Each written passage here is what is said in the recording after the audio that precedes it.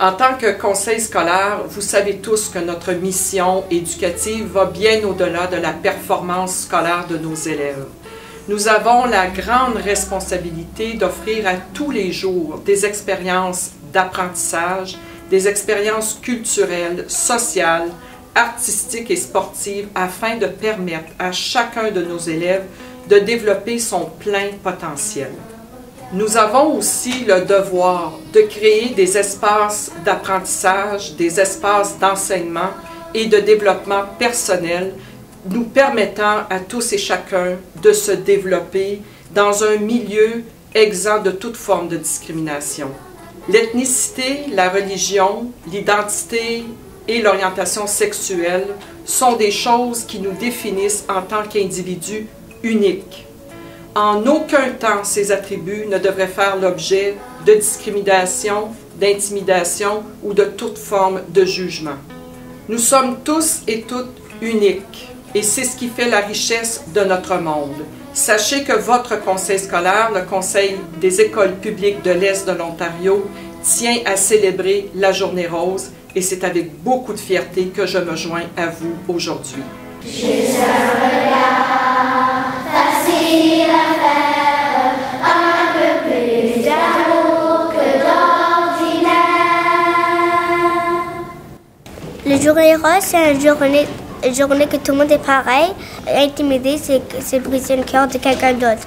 Quand je danse avec mes amis, je danse pour mon plaisir et pour montrer à tout le monde que tout le monde est égal.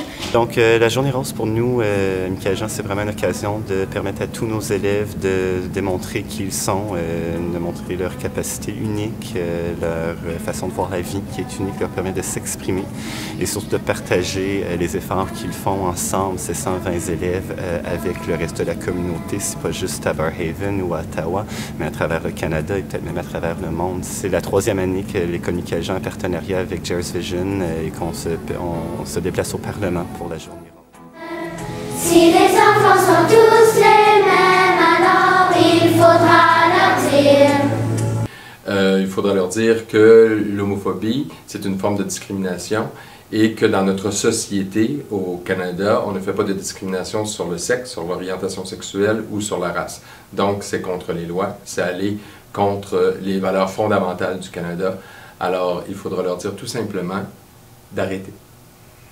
Juste un regard facile à faire, un peu plus d'amour que d'ordinaire.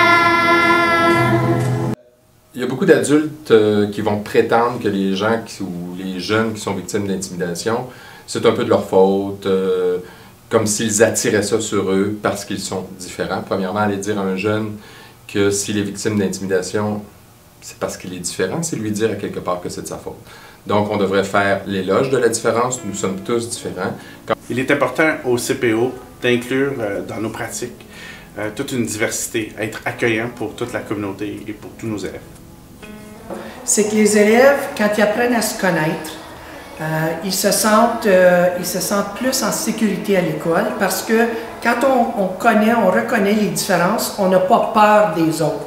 On les accepte comme ils sont et ils nous connaissent aussi. Alors, au niveau de l'intimidation et au sentiment d'appartenance chez un enfant, ça l'augmente beaucoup quand ils savent que leurs amis les acceptent comme ils sont et qu'eux autres font la même chose avec les autres. Donc, si on a des préjugés envers les élèves gays ou lesbiennes, il faut briser les tabous. Donc, on travaille avec la communauté, on travaille avec les intervenants, les parents, et puis on forme une équipe pour aider les élèves qui sont dans cette situation. Étant une plus petite école, étant une école dans le fond où les enseignants sont près de leurs élèves, c'est plus facile pour nous autres de faciliter l'inclusion de ces élèves-là et de leur permettre de s'intégrer au maximum dans notre école. Éclaircir en voulant dire, genre, faire comprendre les gens pour ne pas avoir peur de ces choses-là parce que finalement, il n'y a rien de mal avec ça. Tu peux voir que tu es unique, puis tu peux trouver ta propre place, puis tu peux pas être remplacé par quelqu'un d'autre. Donc, ça fait que c'est vraiment très beau quand on peut voir que tout le monde peut être uni quand ils sont quand même différents. Il faudra leur dire que tout le monde a des différences et c'est correct. Oui.